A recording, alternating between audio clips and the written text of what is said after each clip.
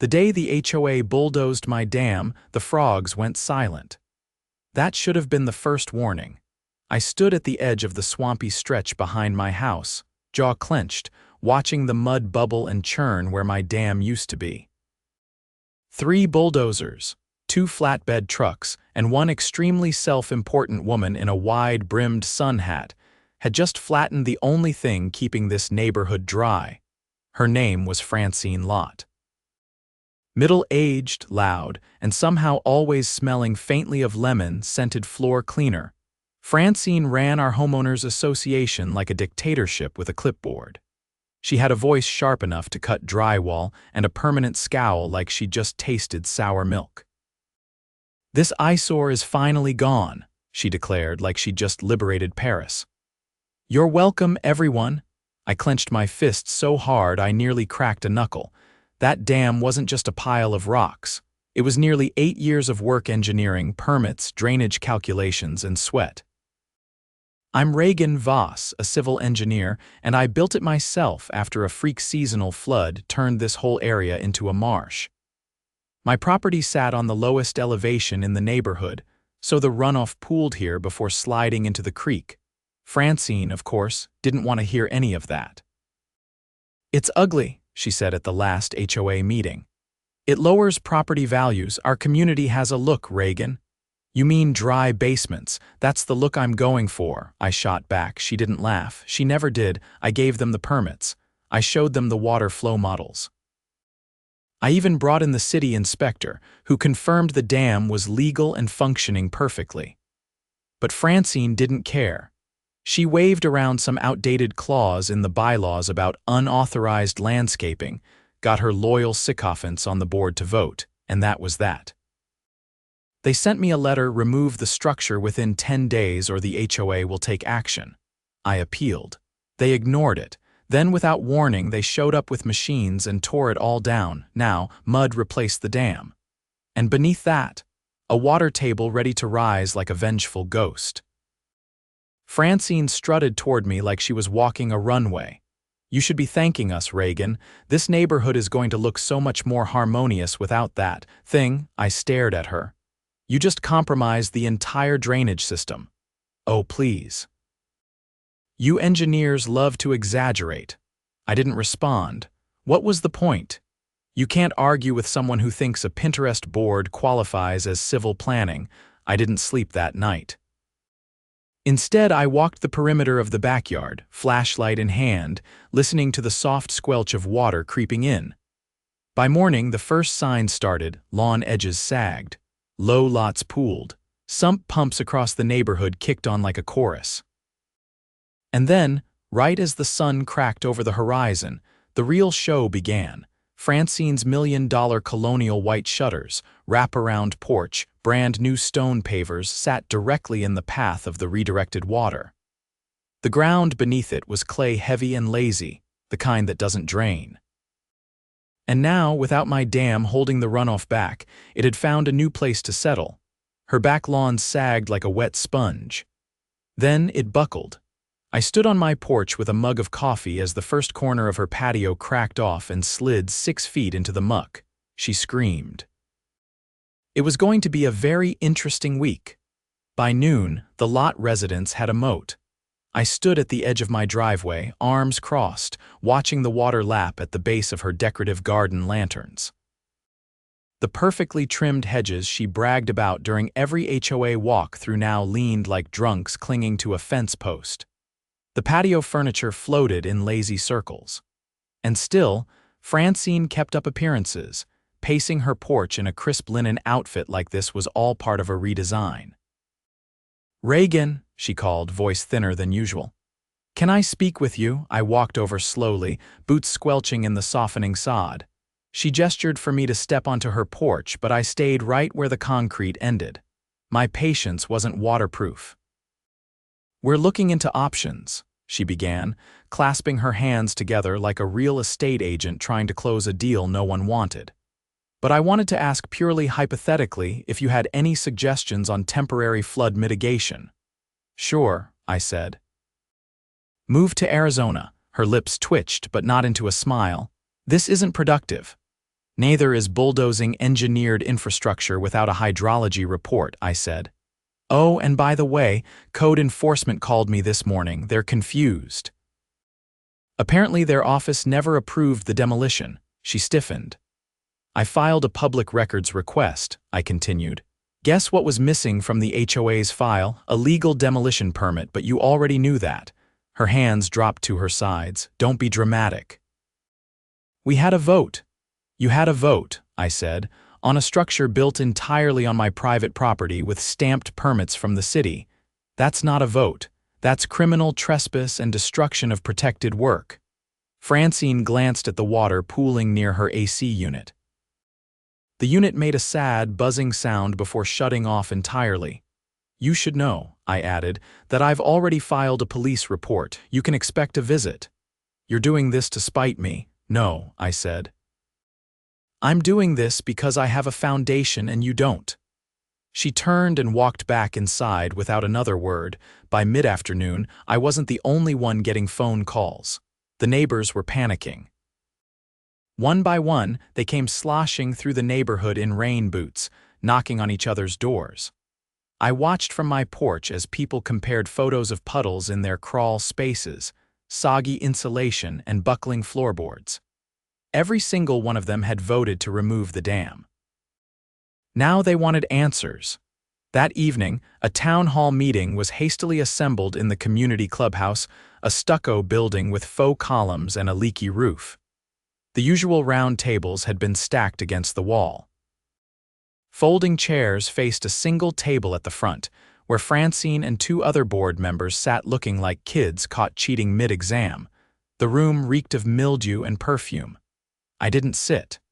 I leaned against the back wall with a legal folder under one arm. The crowd buzzed with frustration, but no one spoke until a lanky guy in a maintenance uniform raised his hand. Are we going to talk about the fact that my living room smells like pond water? He said. Or are we pretending this isn't happening? Francine cleared her throat. We are fully aware of the situation and are exploring remediation options. You mean the situation where you tore down an engineered dam without authorization, flooded half the neighborhood, and now we're on the hook for damages? Someone else asked. We acted in the interest of aesthetics and property values, she said. Property values, shouted a woman near the front. My basement flooded, my drywall's ruined. My insurance says it's an act of negligence, and now they're investigating who's liable. Several people turned to look at me. Francine noticed too. Let's not forget, she said, that the dam was never formally approved by the HOA. I pushed off the wall and walked forward, the room falling quiet as I opened my folder. That's irrelevant, I said. Here's the city engineer's stamp, here's the soil analysis. Here's the county runoff plan showing why the dam was necessary. And here, I held up a stack of documents, is the letter from my attorney confirming that the HOA board violated municipal code, trespassed on private property, and authorized unlicensed demolition. Francine's face paled. Also, I added, I spoke with Officer Diaz of the county sheriff's office. He's opened an investigation. You'll be hearing from him. The room exploded in murmurs. A man in a fishing vest stood up. Wait, so the HOA is personally liable for the damage, not just the HOA, I said. Any board member who voted for the demolition without verifying permits or consulting legal counsel. Francine tried to stand. That's not how liability works. You sure about that? I asked. Because the HOA's insurance provider just suspended your policy pending review. I assume you got that email too. She sat back down like someone had pulled the air out of her. Someone else stood. I want to vote to dissolve the board. You can't, Francine started. We can, said an older woman near the back, per the bylaws with a 2/3 majority. Hands shot up. I counted 17. More than enough. Francine stood again, but this time without confidence. Fine, you want to dissolve the board, go ahead, but you'll still have to deal with the consequences. The water's already inside the foundations. Mold, rot, lawsuits. You think a new board's going to fix that? No, I said. But a new board won't make it worse. 2 days later, Francine was removed from her position. Her house, now surrounded by temporary sandbags and a growing mosquito population, had become the neighborhood cautionary tale. The new board, led by the guy in the fishing vest, whose name turned out to be Harold, voted unanimously to let me rebuild the dam. This time, with full community support. I didn't charge them for the labor, but I did send Francine an invoice for materials. It took 3 days before the sheriff's deputy knocked on Francine's door. By then, the mosquitoes were so thick around her place that the city had issued a public nuisance warning. I watched from my porch as the deputy, a tall man with a wiry mustache and a clipboard, stood just far enough back from the porch to avoid the rising stink wafting from her waterlogged yard. Francine didn't answer the first knock, or the second. On the third, the door creaked open, and she appeared in a robe and plastic sandals, eyes bloodshot, her hair pulled back in a tight bun that didn't hide the exhaustion. The deputy said something, flipped through his clipboard, and handed her a thick envelope. She looked down at it like it might explode. She didn't look up, not even when he pointed toward my house. By sunset, she was no longer pretending she had everything under control. A moving truck arrived the next morning.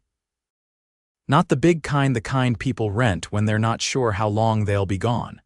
She stuffed it with boxes, file folders, and what looked like a decorative mirror she'd once used to glare at neighbors during HOA inspections. I didn't wave. She didn't look up, but that wasn't the end of it. Not close. 2 weeks later, I got a call from a city official named Maribel Cortez. She introduced herself as a compliance officer from the County Development and Code Enforcement Division. She wanted to meet at the property line. When she arrived, she stepped out of a dusty government SUV, wearing a blazer too formal for the heat and carrying an iPad loaded with satellite images. She pointed to a series of flagged map layers, overlaying water flow with property boundaries and utility lines. "Something's not right," she said, tapping the screen. "Your dam sat entirely on your parcel, but when we looked at the demolition records, what little there were, we noticed something odd. The equipment used entered from the east slope. That's city-managed land." I leaned over her shoulder. "That's protected greenbelt. No one's allowed to operate heavy machinery on it without a public works permit." She nodded. "Exactly. And we issued no such permit, which means the demolition crew trespassed on municipal land to gain access to destroy a private structure. Without legal authority." I didn't say anything. I knew what she was about to say next, and I wanted to hear it from her. "We've opened a formal investigation," she said. "If your former HOA president falsified access permissions, that's a felony. And if she hired an unlicensed contractor to carry it out, that brings in civil liability too." I raised an eyebrow. "You're saying she forged authorization to access city land?" "We're saying," she replied carefully, "that someone submitted a forged work order with a fake approval signature. And we've already referred it to the district attorney's office." I exhaled slowly. "You have any idea how deep this goes?" Maribel looked up at me, eyes sharp. "If I did, I wouldn't be standing here. I'd be wearing gloves and carrying a warrant." The next week was a blur of depositions, interviews, and subpoenaed documents. Turns out, Francine hadn't just overstepped. She'd orchestrated the entire demolition through a shell contractor, a landscaping company registered under her cousin's name out of state. No active license, no insurance, and no legitimate business address. The kicker: she submitted reimbursement requests to the HOA for over $20,000, marked as aesthetic restoration and compliance landscaping. When the new board found the receipts, they handed everything to the authorities. Harold, the newly elected president, called an emergency meeting in the community clubhouse. This time, the air was different. No one brought snacks. No one smiled politely. Everyone came with copies of their homeowners' insurance policies and questions about liability coverage. "We were almost complicit," Harold said as he stood behind the folding table. If we hadn't voted to dissolve the previous board when we did, those reimbursement payouts would have cleared. That would have made us accessories. A woman in the front row raised her hand. So what now? Lawsuits, repairs. I've got black mold climbing up into my kitchen cabinets. We've already contacted a mitigation company, Harold said. They're going to do a full assessment of every affected home. Reagan has offered to oversee the new drainage plan and rebuild the dam. And the city's agreed to assist with a grant if we can show the flooding was caused by illegal land disruption. Then he looked at me. You still up for it? I nodded.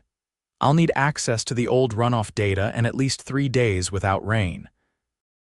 After that, I can get it done in under a week. The room broke into cautious applause, not loud, but real.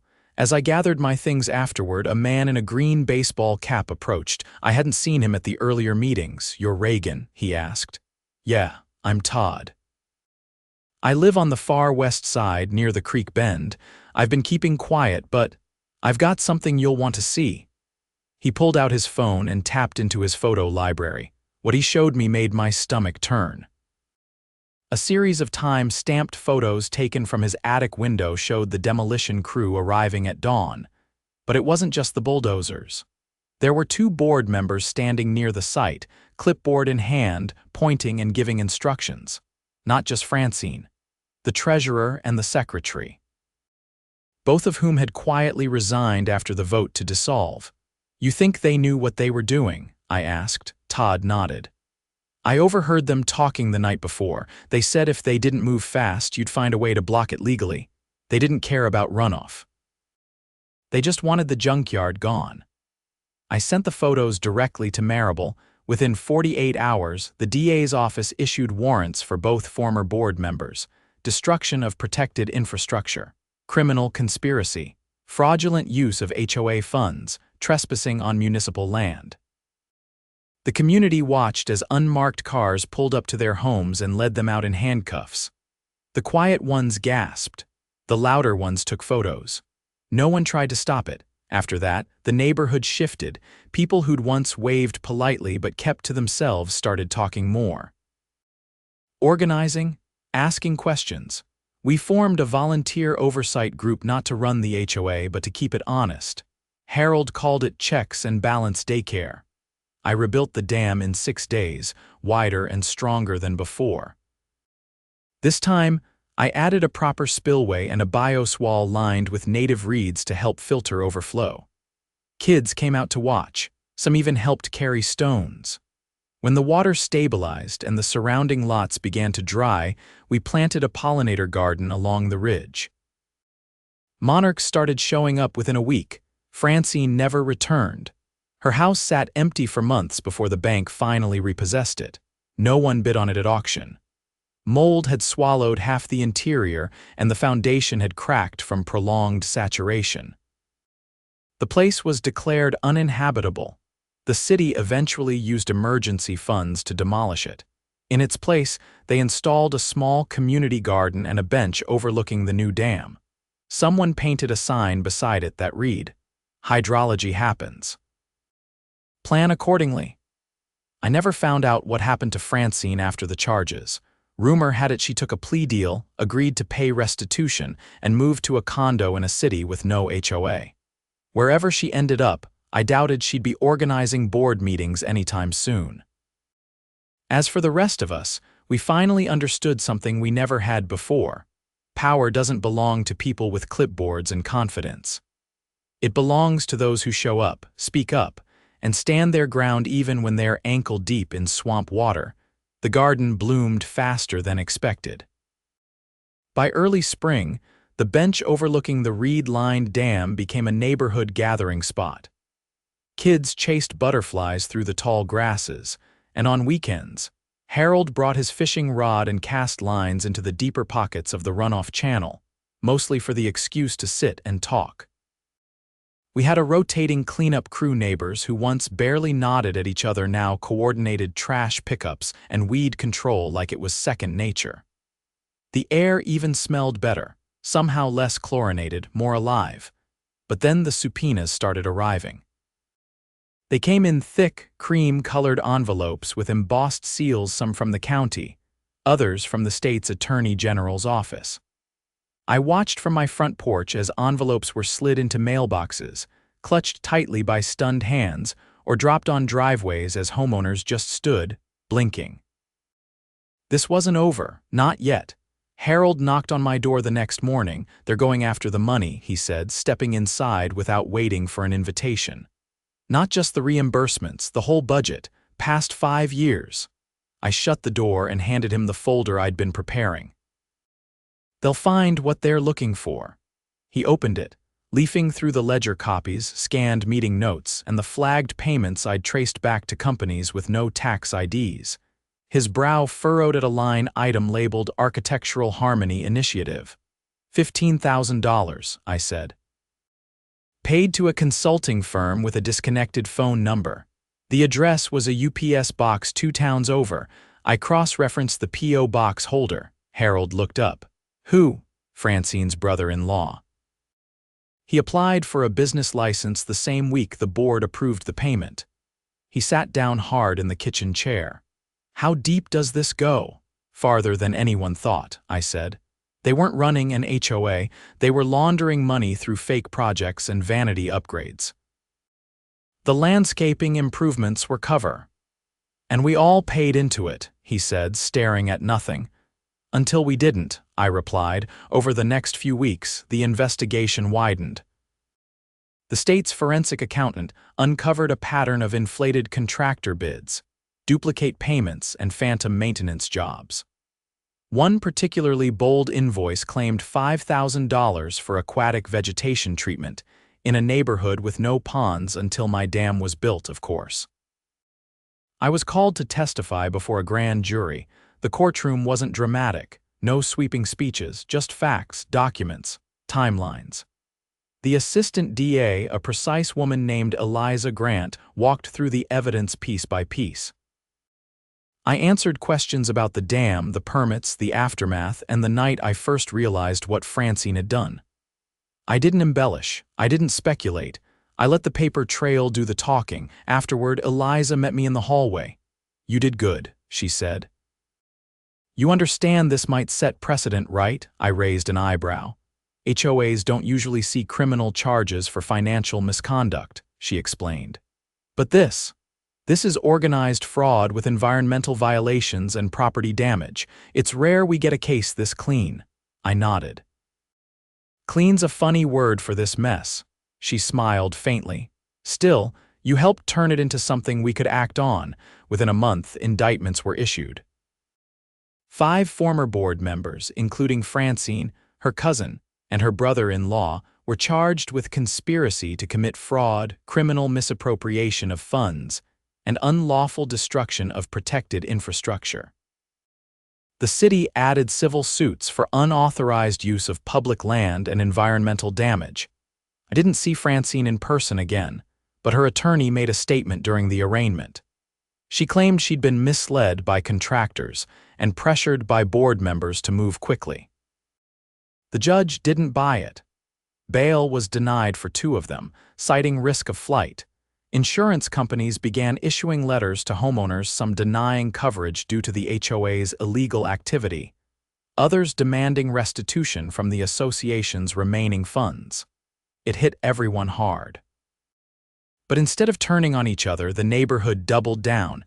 We held a meeting not in the clubhouse, which still smelled like mildew, but outside by the dam. Folding chairs formed a wide semicircle. No podium, no table, just people and purpose. "We're not going to pretend this didn't happen," Harold said, standing in front of the bench. "But we're going to fix it, together." A retired CPA volunteered to audit the books going back 10 years. A construction foreman offered to inspect drainage systems house by house, free of charge. 2 teachers formed a rotating child care group so parents could attend rebuilding meetings. And I was asked unanimously to be the new architectural review chair. I hesitated. "I don't care what anyone's fence color is," I said. "I'm not going to write people up for wind chimes or garden gnomes." Someone from the back laughed. "We're counting on it." So I accepted. But I made one condition clear: no more secret meetings, no more ambiguous bylaws, and no more unchecked authority. Every decision would require open discussion and majority approval, and every dollar spent would be accounted for. We rewrote the rules from the ground up. The bylaws were stripped of vague language. The clause that allowed board members to enter private property without notice was deleted. Fines were capped, appeals streamlined, and any architectural restriction that couldn't be justified by safety or structural integrity was tossed. We even added a clause that required an independent audit every 2 years mandatory. The city took notice. Eliza Grant invited Harold and me to speak at a regional housing conference, not as victims but as examples of what happens when communities reclaim control. We gave a short talk titled "Civic Vigilance: When the Neighborhood Fights Back." People took notes. Some asked for copies of our new bylaws. One guy from a suburb outside Dallas offered to fly me in to help his neighborhood organize. I declined. I had a dam to maintain. Rain came heavy that spring, but the water held. The spillway worked exactly as designed, channeling runoff into the bioswale and down through the creek. Not a single basement flooded, not a single foundation cracked, even the frogs came back. One evening, as I checked the water levels, a girl from 3 houses down rode her bike up the gravel path and stopped beside me. "My teacher said you saved the neighborhood," she said. I shook my head. "Nope, we all did." She looked out over the reeds. "It's prettier than it used to be." I smiled at that, not because it was true, though it was, but because she was the first to say it without thinking about bylaws or property value. She just saw it for what it was, something alive. Francine eventually took a plea deal. She was sentenced to 18 months in state prison and ordered to pay restitution over $100,000. Her co-conspirators received similar sentences, scaled to their roles. The HOA recovered a portion from seized assets and used it to fund repairs for the worst-hit homes.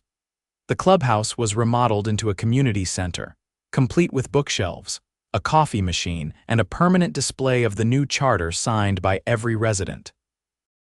We called it the Reckoning Wall, and on it, in bold letters above the documents, someone had etched a quote: "Power unchecked will always sink, communities don't have to." I don't know who wrote it, but I knew what it meant. The dam still stands, stronger than ever. Not just the one of stone and soil, but the one built from neighbors who learned, sometimes the hard way, that standing together means more than standing pretty. No one worries about the swamp anymore. We learned how to drain it.